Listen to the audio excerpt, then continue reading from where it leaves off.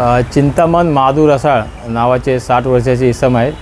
हे मारळगाव येथून आज रोजी सकाळी 9:30 वाजता मटका चौक येथून अंबरनाथ पूर्वेला असलेल्या आनंदनगर MIDCमध्ये कामास जात होते। त्याच्या रेल्वे ब्रिजवर मध्येच आले असता त्यांच्या डाव्या बाजूने जाणारा हायवा ट्रक चालकचा संजय निंबाळकर यांनी त्यांच्या गाडीला डॅश मारली आणि ते त्या हायवा ट्रकच्या मागच्या चाकाखाली ते आले आणि त्यात त्यांचा मृत्यू झाला आहे, जागीच फेटल झाले आहे।